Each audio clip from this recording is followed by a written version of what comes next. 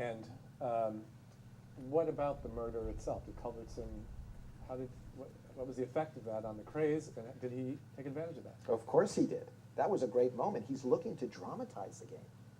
You know, he doesn't want people to think that this is just, you know, a game with 4 people sitting at a table. It's war, it's romance, it's you know, man against woman. And so what did he do? He used it in every way he could. He would write about the so-called fatal hand. And he said, you know, Jack Bennett made 2 mistakes. He didn't have the cards to open, didn't have the strength, and he should have finessed that queen of spades. Well, of course, none of the surviving 4 players remembered, you know, the distribution of cards. Social players typically don't remember. They'll remember the sequence of bidding, but not the cards. So Culbertson just used it, the fatal hand, and he sold it. And it is still, to this day, 80 years later, in bridge anthologies. That's the fatal hand. And so he used it, and he went on lecture tour in 1931 after the trial, saying to newspaper men, if only Jack Bennett had played the Culbertson system, he'd still be alive.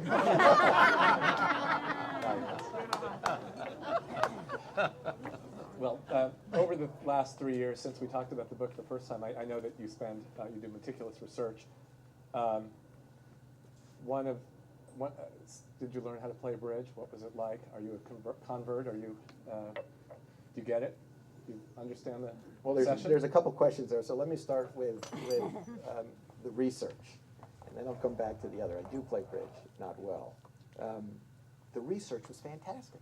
It's always, you know, the great part. No one likes writing. You just go sit in a room and all work and no joy of play. You know, makes Jack a, you know, dull boy. I found my way to Kansas City, into the Bennett apartment. It's still there, still a kind of a luxurious place. And I walked through the apartment, room to room. Here I had this courtroom exhibit. It tells me, you know, all the movements of the people.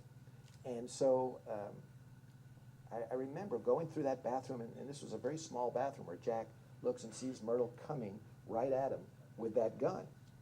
And Myrtle fires, and Jack pulls the bathroom door behind him closed as the first bullet hits you know, the molding of the door. And as he starts to turn and run, the second bullet comes firing through the wood. And I remember I was escorted in by someone who lives in this building now, not in that apartment. And we were standing in the living room, and he says to me, "Where did the guy die?" Kind of look this way, look that way, I look at him. I said, "Right about where you're standing." And he kind of instinctively takes a couple steps back. Yeah. I also fired a .32 Colt automatic because, you know, in nonfiction, as you well know, the goal is to bring to life for the reader on the page the experience that was lived by the subjects you're writing about. And so there I was, tromping through Marin County gun shops. It's a very proud moment for me. Are you armed here? Packing no weapon. Do you have a .32 Colt automatic? No, okay, thank you. So I found one. And I went to a shooting range inside. This was a first for me. And again, I mean, this gun is very small. It's 23 ounces, you know, when it's got all 9 bullets in it. And it was a mechanical target. And I said, set it about 8-10 paces. And so they moved it back, you know, and then I had my back to it. I just turned, took 2 shots, bam, bam. And I felt it, you know, surging into my forearm. It wasn't a, you know, knocking my arm back. But I looked up, and the first shot was a bullseye. I mean, it nailed that sucker right in the heart. And I thought, you know, if I can do it, no wonder Myrtle could do it. So then I said to the guy, I said, okay, I need you to take 2 shots. And we were wearing ear covers, ear protection. And I pulled him off. He said, no, don't do that. I said, well, I have to do that. He says, you're going to be sorry. This is really loud. And so I said, please take 2 shots. And I counted about 3 steps behind him. So he took 2 shots, and it was, my head snaps back, and it was like 2, you know, shrill sirens going deep into my, you know, center ear. And I couldn't hear anything for 3 or 4 minutes, except that siren. And then I thought, no wonder Charles Hoffman testified that he didn't hear the 3rd and 4th shots. So 80 years later, you can still learn, you know, and uncover things about what happened that night. Fantastic. What about bridge? What about bridge? Yes, there is bridge. I do play. I don't play well. I should say that Carrie, my wife, does not play. And we have come to believe that that is the surest way to marital bliss. Who's your partner? My partner is a woman named Melanie Haddad, who lives here in Marin. She is an attorney, and she's really tolerant, really patient with my blunders. She doesn't carry a Colt. She, not yet. Yeah.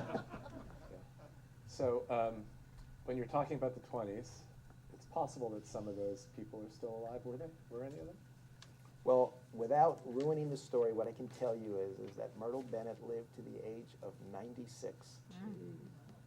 And you know, the last section of this book is my search for the characters. Not so much literally for them, although there was some of that as well, but just their legacy and what became of them, what became of Bridge, what became of Senator Jim Reed, silver hair, silver tongue, all of it. And this is, you know, kind of what I've done in my career, my books. It's a hybrid of history and journalism. And what I'm trying to do is bring, you know, the sweep of history, the arc of history, and merge it with, you know, the urgency and the relevancy of journalism.